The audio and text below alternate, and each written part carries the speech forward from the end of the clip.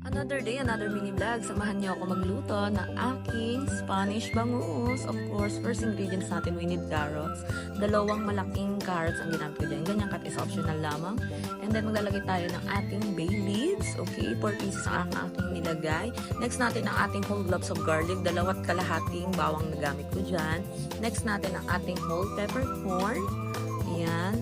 And ang isusunod naman natin is yung aking bangus. Ayan. Yung bangus guys is brinain ko siya for 30 minutes at huhugasan ko pa rin siya maigi before ko siya ilagay sa ating pressure cooker. So ayan, ilalagay na natin ang ating milk fish. Okay. Ayan. First layer natin is 4 pieces yan. After ng ating pagkakalagay dyan, ayan, sakto lang kasi yung laki ng aming pressure cooker. So maglalagay tayo ng next layer ng ating carrots. Second layer, carrots. Hindi na natin masyado papaganda yung ating preparation dyan dahil kakaunti lamang yan. And sunod pa rin natin ang ating bawang, ang wangba. Lagay lang kayo dyan. Magpasarap kasi talaga yan. And papalis na lansa. Then ang ating bay leaves. Okay. Ayan, 4 pieces ulit ang ating nilagay. Whole peppercorn. And sunod natin, of course, ang ating 1 teaspoon of Himalayan salt. Okay, pampalasa, syempre. Ayan, sakto lang. Dapat. Huwag na masyadong marami asin. And next natin, guys, yung ating second layer of bangus. Ayan, kasi 2 pieces of bangus lang naman nagamit ko dyan. Katamtaman na laki ng bangus lamang. So, kaya iilang peraso lang din yan. Inuna ko lang sa ilalim yung buntot at ulo kasi para kung sakaling matusta man, diba, sa pressure, diba, sila lang kasi mas kinakain naman yung gitna dyan.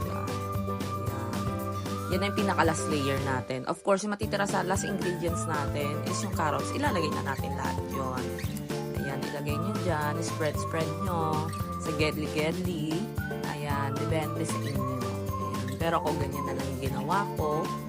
And then, next natin, after maubos ang carrots, of course, ang ating natirang bawang.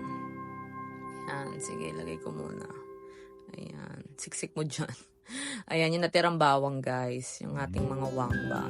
Ayan, ligyan nyo na sa pinaka-gedli-gedli nila. Kung saan meron pang natitirang space. And then next natin, bay leaves. Ayan, naglagay na lamang ako dyan. Ayan, 2 pieces na lang ang nilagay ko. Then next natin ang ating whole peppercorn.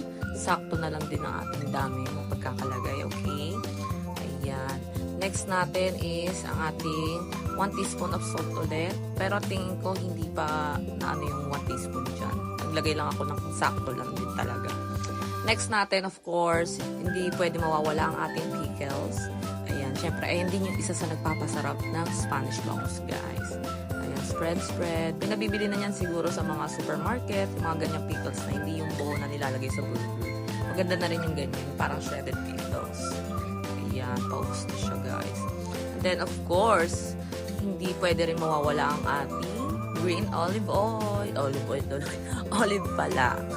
Sorry ako pala yung olive oil. So, ayan, meron tayong olive. Ayan, sarap yan. Super sarap niyan, guys, pag meron talaga yan sa Spanish bangus. Eh, hindi na nagpapasarap dyan ang ating olive. Ayan. So, depende sa inyo kung gaano kadami. Pwede kayo maglagay sa first layer, second layer. Ako, naglagay lang ako sa last layer na lang. Para, diba, masarap talaga. Talaga pagka bukas mo, pagkaluto, makukuha mo rin kagad yung olive. Hindi mo nakalukatin yung ilalim kasi baka madurong yung isda. And then, next natin, of course, ang ating oyster. Optional lang yan. Naglalagay lang din ako dyan pampalasa. Kasi, para, wala lang.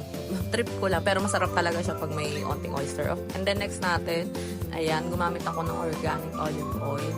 Hindi kasi bumili yung asawa ko, kaya humingi na lang ako ng konting olive oil kay mama. Kay mama kasi yan. Pero sakto lang din yung nilagay ko. Ayan, hindi pwede ubusin. Pero usually, isang bote dapat ng olive oil yan. So, ang naging alternate ko na lang dyan is yung aming corn oil. Ayan, naglagay ako ng corn oil. Ayan. Siguro mga ano lang, wala pang 1 cup, I think. Ayan, wala pang 1 cup. Kasi maliit lang yung pressure cooker. And then, next natin, ang ating 1 cup of water. Ayan, naglagay din ako ng 1 cup of water dyan. Ayan siya, guys. So, ganyan dapat yung magiging itsura. So, yun lang. Thank you!